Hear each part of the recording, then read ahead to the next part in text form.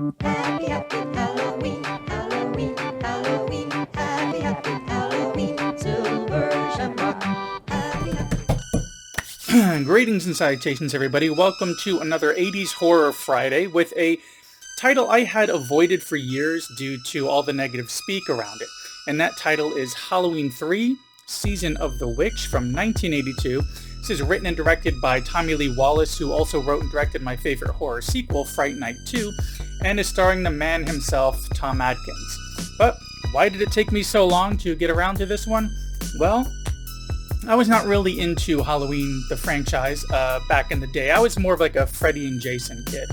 And throwing in how horrible some people had seemed to think that this film was, and that I never really got around to that franchise, at all, for years. This one I didn't check out until just a few years back. In fact, I hadn't even seen the first Halloween movie until sometime in the early 2000s, the first time I saw it all the way through. And then I saw the Rob Zombie remake when it first hit home video. I saw the 2018 one in 2018 and enjoyed it as a direct sequel to that first film. But other than that, really it wasn't until 2021 when I decided to go through all of the Halloween films in the franchise, including the two Rob Zombie ones, within about a week or so, to just do some videos for them, that I'd finally gotten around to checking all of them out and to checking this one out. And as I had approached part 3, I was prepared for a horrible film. All I knew is that people seemed to hate it, and it didn't have Michael Myers in it. I knew there were some fans of it out there, but I figured it was sort of like an ironic thing that they're saying that they like it, or it's really bad, so they just like to make fun of it in like a riff tracks kind of way. But what is this film about? For those unfamiliar or those who had been putting off watching it or haven't seen it in years, well, the synopsis is as follows. Kids all over America want silver shamrock masks for Halloween. Dr. Daniel Chalice seeks to uncover a plot by Silver Shamrock owner Connell Cochran. So Michael Myers, technically he's in it in the form of a commercial running on a TV in the film about playing Halloween on Halloween, but that doesn't really count. Anyways, as for this film, we open with this chase, this shadowed, suited figure chasing a man down. They even have some strange, almost robotic movements to them. As this one being chased ends up eventually in the hospital, he has this silver shamrock mask with him.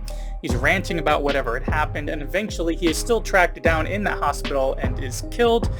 And then a doctor, played by Atkins, eventually ends up working with the deceased man's daughter to investigate just what the heck happened. Skipped over a lot of details there, but that's just like the kind of basics to get us to that initial investigation. This leads them to investigate this Silver Shamrock company and uncover this really nefarious and very complex plan to use these masks and the kids wearing them as a sort of sacrifice to Samhain. I can't remember if in the movie if they pronounced it Samhain or not. Anyways, it's very crazy, convoluted, and unrealistic. In fact, there's even a running joke on The Last Drive-In that Joe Bob hates this and Darcy loves it, and he keeps saying he's refusing to ever show it on The Last Drive-In. Even at a recent Tampa event, he went on this long rant about how unrealistic this is when it comes to stealing a big piece of Stonehenge like in the movie and shipping it to Northern California within the course of about a month and so on. And he's 100% right, I agree, but I still really enjoyed it. At first, I thought it was just in spite of the negative speak I'd been hearing about it. People had hit it so hard that maybe when it turned out to just be not as bad, I ended up liking it because of that. But months later, I'd given it another watch, and I still really enjoyed it. I even have the 4K Blu-ray here.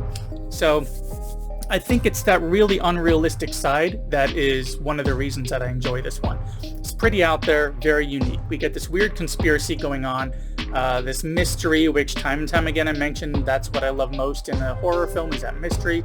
Some very strange and gross kills, and Tom Atkins. The man just simply oozes cool, and in Lethal Weapon he oozes eggnog.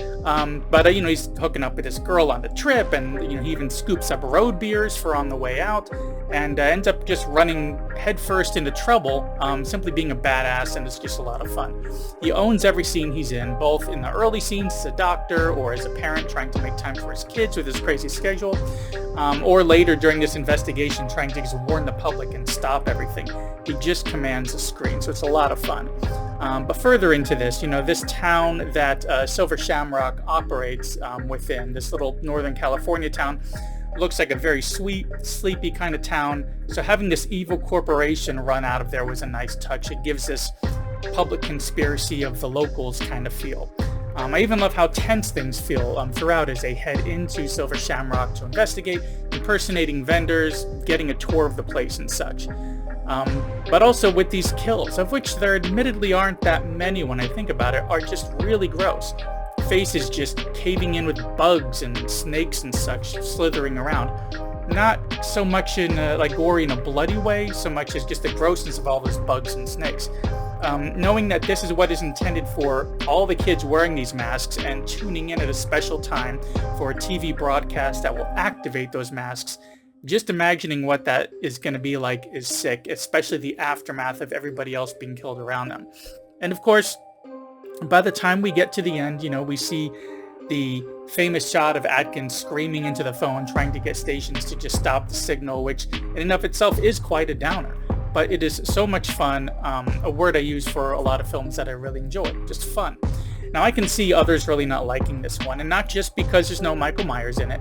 It may be a little bit too out there, with that mix of heavy sci-fi, Celtic, conspiracy-laden, mysterious horror going on. There's a lot going on there, and it wouldn't be the first time that I like and recommend a film that others don't like, but for me, it's all of that which makes this film more than worth checking out.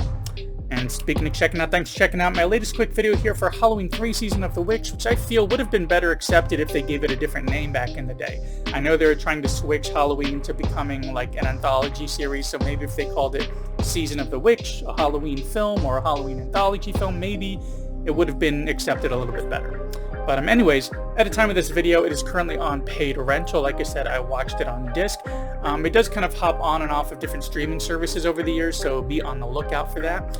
Anyways, that's all that I've got for this quick one here. Be sure to check out some of my videos in the past few weeks. If your YouTube algorithm has been like mine, it's been all over the place. I've been getting some really weird recommendations. Videos promoted that I already watched years ago. I've missed a lot of content, so be sure to check those out. And finally, if you enjoyed, please give me a thumbs up. And if not already subscribed, consider subscribing, hitting that little bell icon to get notifications when I put up new content. And I will see you in the next one. 2 more days to Halloween. Leave this commercial. It never stops.